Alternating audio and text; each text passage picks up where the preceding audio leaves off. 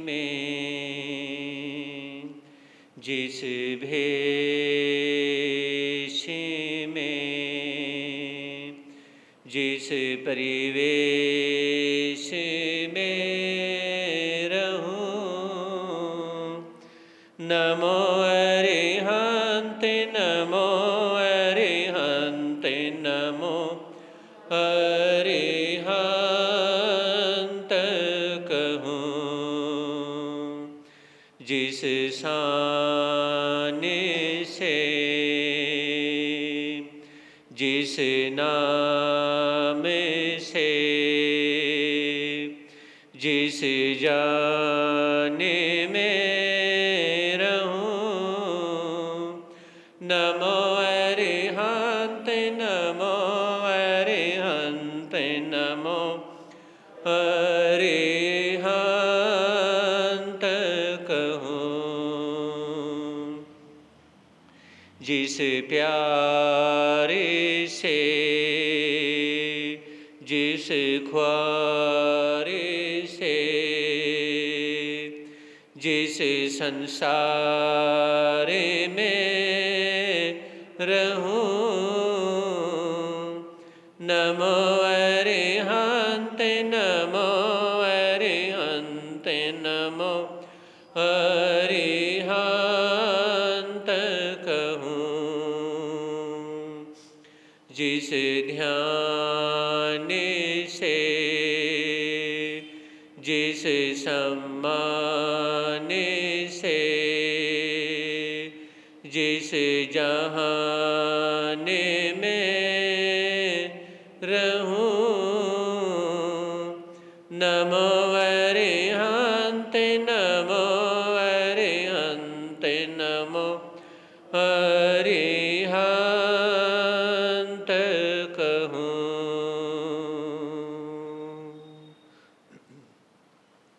है समय नदी के धार के, जिसमें सब बह जाया करते हैं। है समय बड़ा तूफान, परवल पर्वत झुक जाया करते हैं। अक्सर दुनिया के लोग समय में चक्कर खाया करते हैं। लेकिन कुछ ऐसे होते जो इतिहास बनाया करते हैं, इतिहास बनाया करते हैं। चरम तीर्थंकर शरमण भगवान महावीर स्वामी के चरणों में कोटि से वंदन अभिवंदन। पूज्य गुरुदेव के पावन चरणों में असीम आस्था के साथ कोटि से वंदन अभिवंदन। भगवान महावीर ने भी कहा, मत जुल्म करो, मत जुल्म सहो, मत जुल्म करो, मत जुल्म सहो, इसी का नाम अहिंसा है। मेरे महावीर ने ये नहीं कहा कि एक गाल पे थप्पड़ खा करके दूसरे गाल पर भी थप्पड़ खाओ, इसका नाम अहिंसा है। ये भगवान महावीर ने नहीं कहा। गांधी जैसे लोगों ने, नेताओं ने भगवान महावीर की अहिंसा का मजाक ही उड़ा दिया है। समझे नहीं? भगवान महावीर की अहिंसा का मजाक ही उड़ा दिया है। अपने तो जैन धर्म में ऐसे जैन संत आचार्य भी हुए हैं जो अपनी समाज के लिए हथियार उठा के लड़े भी हैं। समझ रहे मेरी बात को? ऐसे आचार्य जैन संत हुए हैं जो अपनी समाज की रक्षा के लिए हथियार उठा के लड़े तक भी हैं। ये नहीं कि यानी कि संत हैं तो वो चुपके से बैठ जाएं, ऐसा नहीं है। ये मेरे महावीर ने नहीं कहा कि आप संत बन गए तो आप कुछ कर ही नहीं सकते हैं, चुपचाप जब बैठे रहिए। आपका काम सिर्फ बैठने का है, सुनने का है और कोई कार्य नहीं। मेरे महावीर ऐसा नहीं कहते हैं। मेरे महावीर एक ही बात कहते हैं, अपने धर्म के लिए अगर आप लड़ोगे नहीं, अपने धर्म के लिए मरोगे नहीं, तो आपके धर्म को कोई भी बर्बाद कर देगा, कोई भी बर्बाद कर सकता है। इसलिए अपने धर्म के लिए लड़ना, अपने धर्म के लिए मरना जरूरी है। जो लड़ नहीं सकता, जो मर नहीं सकता, तो उससे फिर धर्म खत्म हो जाएगा, उससे धर्म खत्म हो जाएगा। और यानी कि लोग हैं आपके धर्म को खत्म कर देंगे। भगवान महावीर ने कभी ये नहीं कहा। तो वो तो ये कहते हैं कि लड़िए मरिए अपने धर्म के लिए, अपने धर्म को ऊंचा उठाइए। कभी उन्होंने अपने धर्म के बारे में मार खाने के लिए नहीं कहा कि आप धर्म के संबंध में मार खाएं, ऐसा कभी नहीं। आप अगर कोई चोट करता है तो आप अपने धर्म से रिलेटेड आप उसे मार खिलाएं। इसलिए इस बात को, भगवान महावीर की बात को जैन संतों ने भी क्या है, लगभग 500-600 साल हो चुके होंगे, तो आचार्य भगवान उसमें हुए हैं, तो उन्होंने क्या है, जैन होते हुए उन्होंने युद्ध तक भी लड़ा है। समझ रहे, युद्ध तक भी लड़ा है। मुझे उनका नाम याद नहीं आ रहा है। ऐसे जैन संत हुए हैं। मेरे कहने का तात्पर्य कि अहिंसा का मतलब चुपचाप बैठना नहीं होता। अहिंसा का मतलब होता है कि आप किसी को बिना मतलब के ना मारें, आप चींटी को भी ना मारें, चींटी और हाथी के प्राण को एक जैसे समझें। लेकिन अगर कोई आपके धर्म को खत्म करता है तो उसमें आपके हाथ में हथियार उठ जाना चाहिए। समझे नहीं, हथियार उठ जाना चाहिए। और ये मैं कहना चाहूँगा, हमारी समाज में अपने धर्म के लिए हथियार नहीं उठाया जाता। इसलिए क्या है, गिरनाथ पर्वत को भी अपने अंडर में कर लिया है, और जो समेर शिखर है उसे भी क्या है, पिकनिक स्थल बनाने के लिए, यानी कि जो चल रहा है उसे भी अपने अंडर में किया जा रहा है। समझ रही मेरी बात को?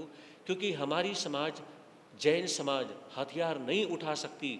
उसका ये बहुत बड़ा परिणाम सामने आया है कि हमारे हाथों से हमारा ही घर क्या है, हमारा ही घर जो है उसे कहे कि आपका घर नहीं है, इसको छोड़ो और बाहर निकल जाओ। समझ रहे? कल कोई आपके धर्म स्थान को कहेगा ये आपका धर्म स्थान नहीं है, इसे छोड़िए और बाहर निकल जाइए। फिर यहाँ पर संत स्थानक में कैसे आएंगे? बोलते कि नहीं? हाँ जी। कल कोई ये कहेगा कि ये धर्म स्थान आपका कुछ नहीं है ना, ये जो लिखे हैं नवकार मंत्र सब, यानी कि इनको उठा यानी कि फाड़ करके फेंक दें और कहे कि ये तो हमारा है, कोई ज़रूरत नहीं यहाँ पर आने की, और आगे से तुम्हारी संत, जैन संत साधवियाँ इस स्थानक में नहीं आएंगी, और इसलिए कोई कंट्रोल कर ले तो क्या करोगे? कल के दिन यानी कि नीचे दुकानें बनी हुई हैं, अगर कोई इन पे कंट्रोल कर ले कि ये कोई आपकी दुकान नहीं है, नहीं छोड़ते, नहीं करते, और वह कर लो, क्या करोगे? तो क्या करोगे? कल के दिन यानी कि जो 2-4 दुकानें हिस्ताना के नीचे इन पे कंट्रोल करके बैठ जाए तो क्या करोगे? बोलते क्यों नहीं? मेरे कहने का मतलब ये है, जो समाज की प्रॉपर्टी है उसके लिए पूरी समाज एक होकर के लड़ना चाहिए। अगर कोई कंट्रोल करता है, कोई कहे कि यानी कि तुम्हारी नहीं है, कोई छोड़ने का प्रयास ना करे, तो सारी समाज को एक होना चाहिए। समझ रही मेरी बात को? और समाज की प्रॉपर्टी के लिए लड़ने वाले व्यक्ति आज के टाइम बहुत कम है। समझ रहे? समाज के लड़ने वाले जो व्यक्ति हैं बहुत कम हैं। तो मैं कहना चाहूँगा, आप अपने लिए नहीं, अपने धर्म के लिए तो लड़ो। आप अगर अपने धर्म के लिए भी नहीं लड़ सकते, कल के दिन यानी कि कोई हमें यहाँ से हाथ पकड़ के बाहर निकाल दे कि मार साहब आगे से स्थानक में आने की जरूरत ना करियो, अब ये जैनियों की नहीं है। सारे चुपचाप बैठे, बोलते नहीं। कोई कर दे, क्या कर लोगे बताओ?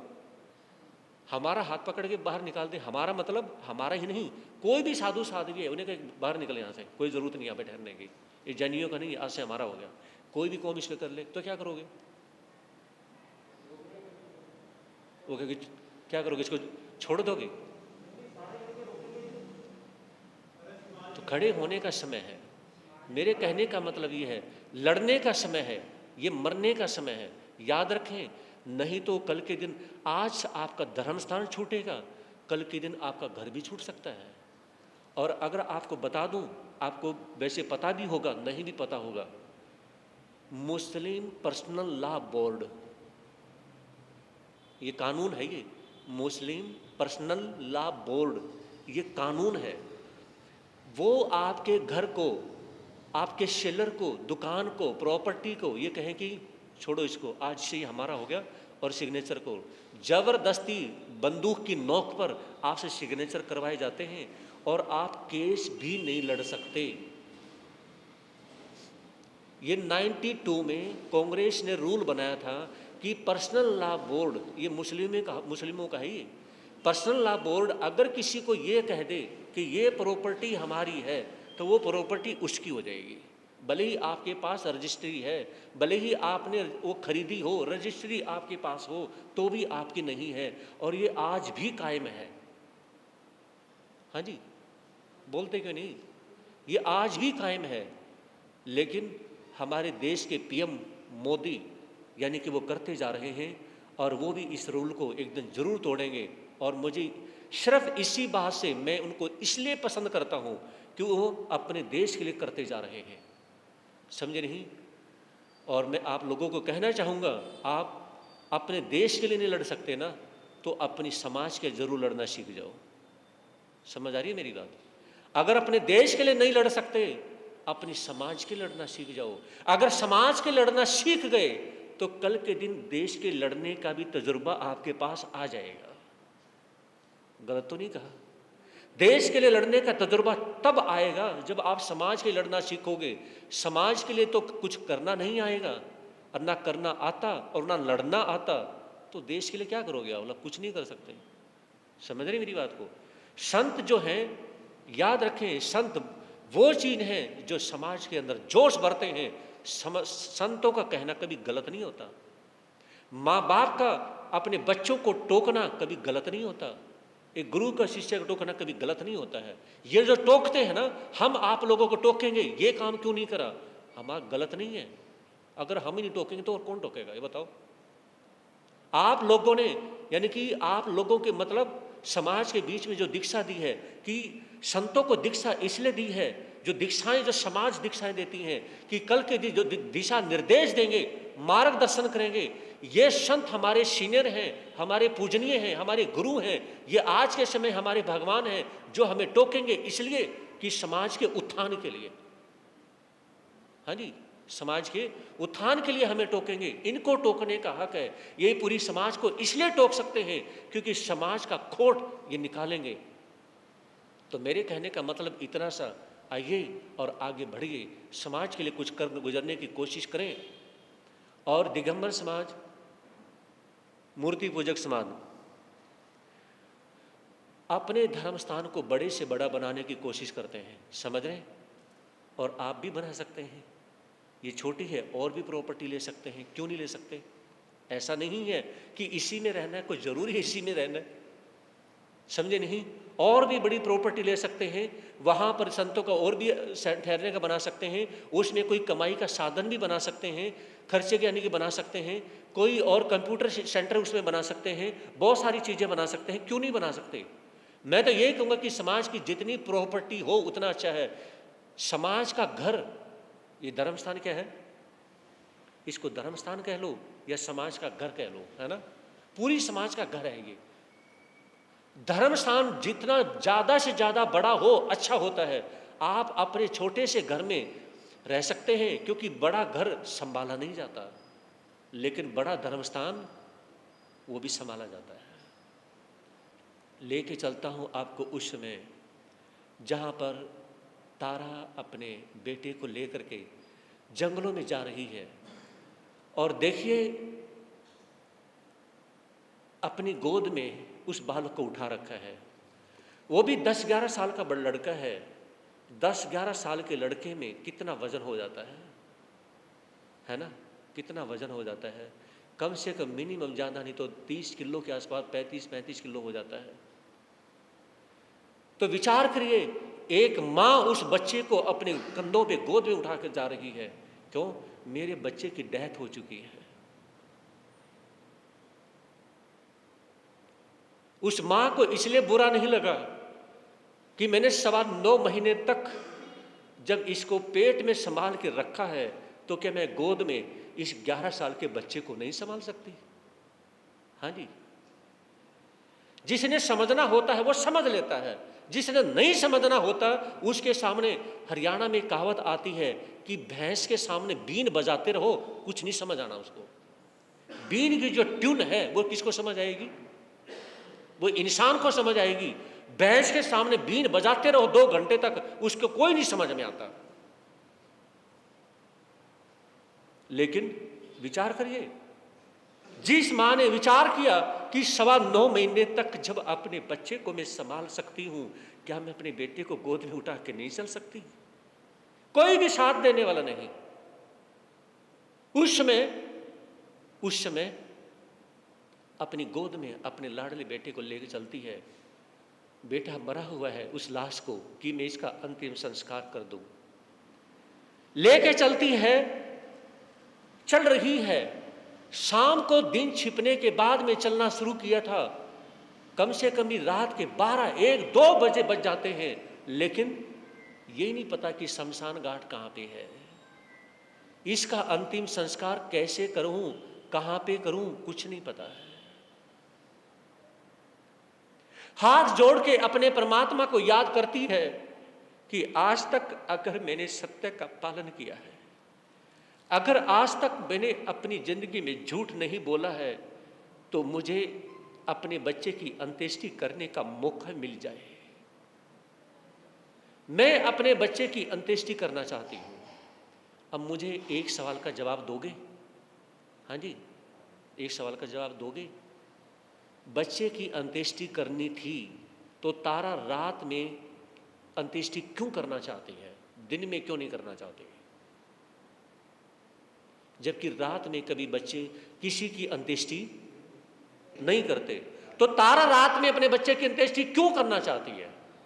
तारा ने कोई पाप थोड़ी किया है जो उसको मुंह दिखाने में शर्म आ रही है। बोलते क्यों नहीं? क्यों करना चाहती है वो रात में अपने बच्चे की अंत्येष्टि?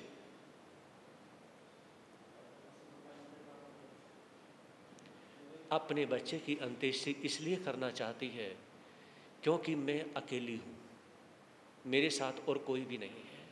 फर्स्ट। सेकंड बात यह है कि नारी कभी शमशान घाट में नहीं जाती। थर्ड नंबर यह है कि अगर मैं दिन में अंत्येष्टि करूंगी तो मेरे पति को गालियां देने वाले 1000 लोग मिल जाएंगे कि कैसा पति है जो अपने बच्चे की अंत्येष्टि तक नहीं करवा सकता है ना? तो मैं नहीं चाहती कि कोई मेरे पति को गाली दे, इसलिए मैं रात में अंत्येष्टि करूंगी। मुझे पता है कि रात में अंत्येष्टि नहीं करते हैं, लेकिन व्यवहार होता है। ये तो मिट्टी हो चुका है, इस मिट्टी को जहां मर्जी डाल दो, कुछ नहीं। लेकिन जो जीती जागती तस्वीर है, कौन? मेरे पति। वो जीती जाती तस्वीर है। ठीक है, ये बेटा मेरा है, मैंने इसको जन्म दिया है, लेकिन अब ये मर चुका है, अब ये मिट्टी हो चुका है। इस मिट्टी को दिन में डाल दूं या रात में डाल दूं? दिन में अगर मैं इसको शमशान घाट में यानी कि डालने के लिए, अंत्येष्टि करने के लिए जाती हूं, तो गालियां मुझे भी पड़ेंगी और मेरे पति को भी पड़ेंगी और मेरे धर्म को भी पड़ेंगी। इसलिए मुझे किसी को गाली नहीं दिलवानी, इसलिए मैं रात में अंत्येष्टि करने जा रही हूं। समझ गए? बढ़ते बढ़ते एक चिंगारी सामने दिखाई देती है। तारा के चेहरे पर एक झलक आती है कि चलो, लग तो रहा है कि कोई शमशान घाट हो, क्योंकि उसे होता कि ये चिंगारी जल रही है, किसी ने यानी कि दिन छिपने से पहले अंत्येष्टि की होगी, तो ये जो आग की जो चिंगारी जो दिखाई दे रही है, यही हो सकता है। और तारा आगे बढ़ना शुरू कर देती है। धीरे धीरे जैसे नजदीक आती जाती है, ये तो मरघट ही है। ये क्या है? ये तो मरघट ही है। और मरघट की तरफ बढ़ती चली जाती है। उसे नहीं पता है कि तेरे पति इसी मरघट में रखवाली करते हैं। तेरे ही पति इस मरघट में 24 घंटे के लिए रहते हैं, उसे नहीं पता है। क्योंकि उस जमादार बंधु ने हरिश्चंद्र की ड्यूटी कहां पे लगा दी थी? मरघटवासी बना दिया था उसको। वहां पे उसकी ड्यूटी लगा दी थी। वो मरघट की तरफ ही बढ़ती जा रही है और पता चल गया कि ये तो बिल्कुल मरघट है। उसके नजदीक पहुंच जाती है, थोड़ी सी दूरी पर है बस।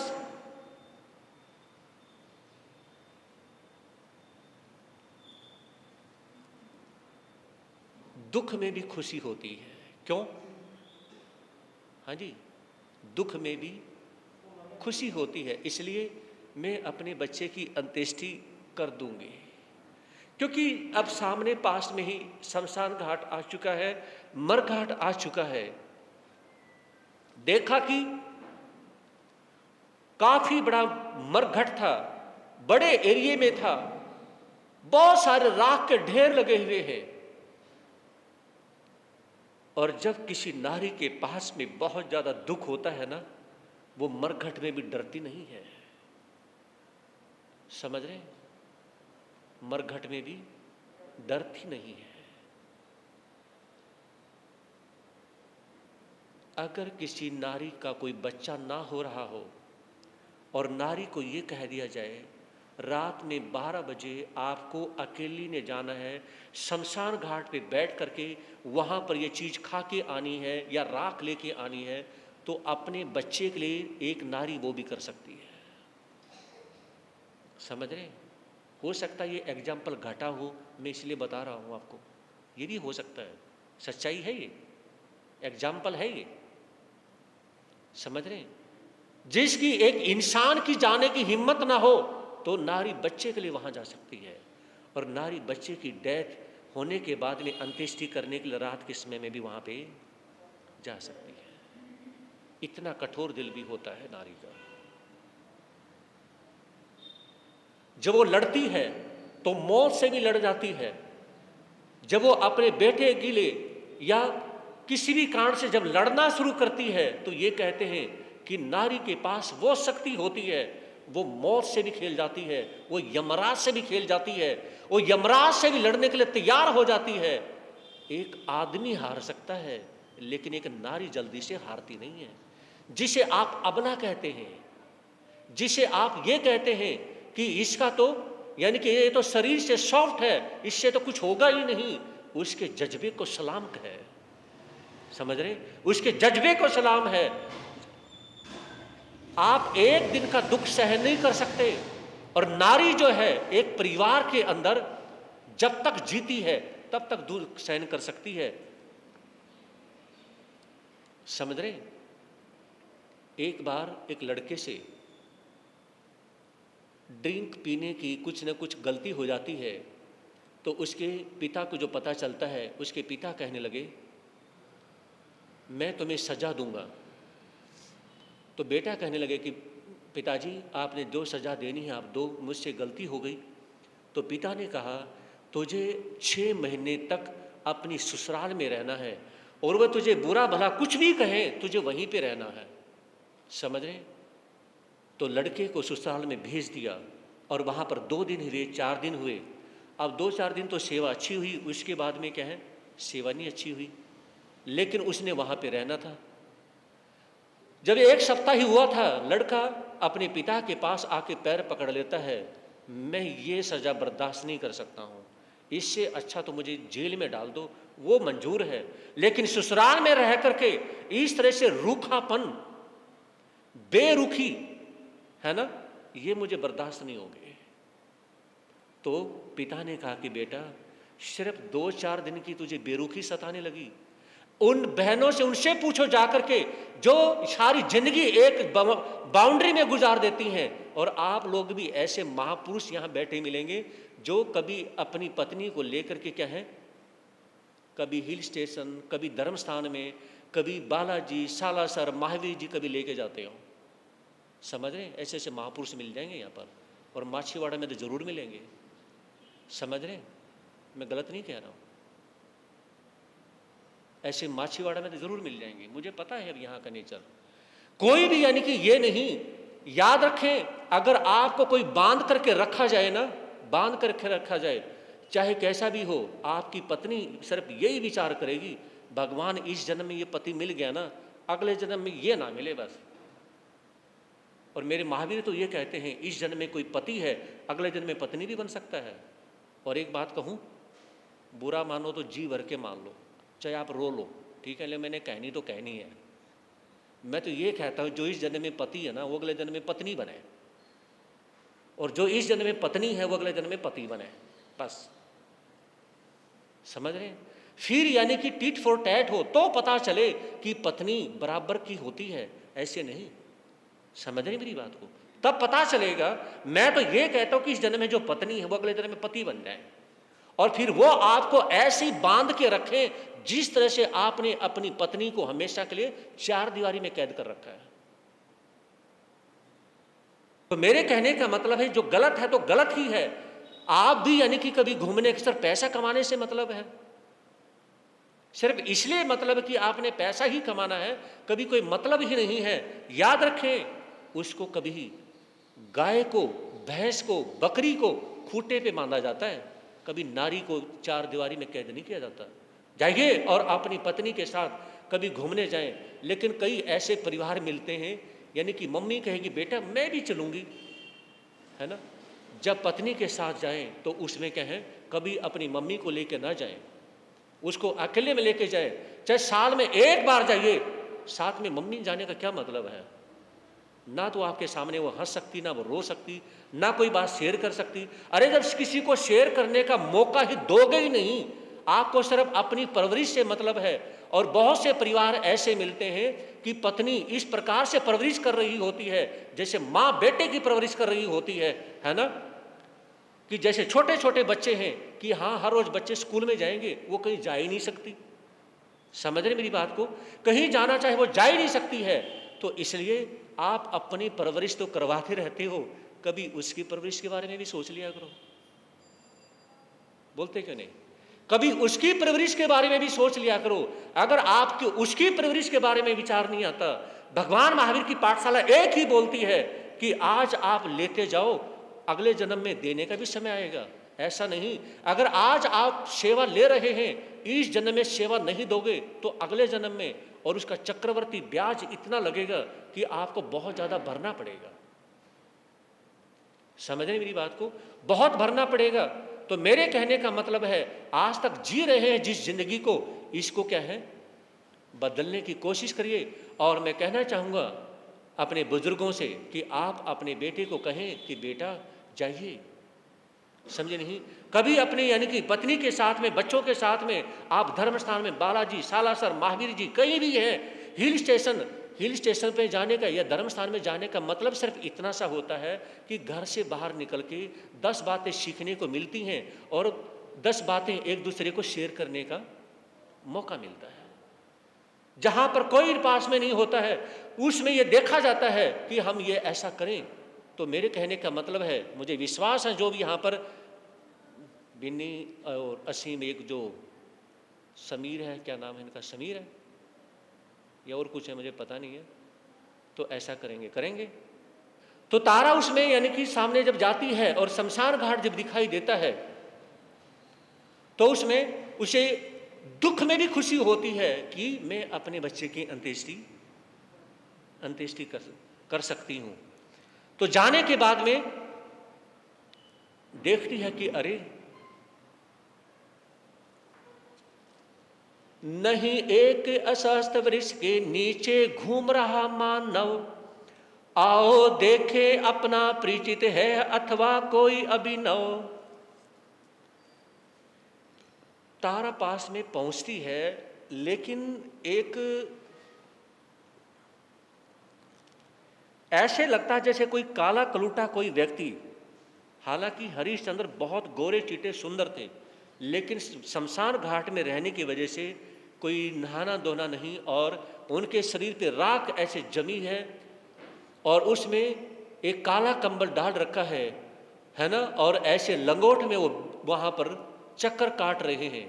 तारा देखती है ये व्यक्ति कौन है ना, बड़े बड़े बाल हो रखे हैं, बहुत बड़ी बड़ी मूछें, दाढ़ियां हो रखी हैं, राख में शरीर सना हुआ है। तो इस वजह से तारा पहचान नहीं पा रही है। कुछ बाल ऐसे बिखरे हुए हैं चारों तरफ, आगे की तरफ, मुंह की तरफ ऐसे पड़े हुए हैं। तो उसमें तारा ने दूर से उस व्यक्ति को तो देख लिया, लेकिन उस व्यक्ति ने तारा को नहीं देखा। क्योंकि अंत्येष्टि जो यानी कि बहुत सारी जो और भी अंत्येष्टियाँ हो रखी थी, जो आग जली हुई थी, तो वहाँ होने की वजह से अंधेरे वाला व्यक्ति दिखाई नहीं देता है। अंधेरे वाले व्यक्ति को जो रोशनी में होता है वो दिखाई दे जाता है। जैसा समय होगा आपके समक्ष कहने का प्रयास रहेगा। इतना ही।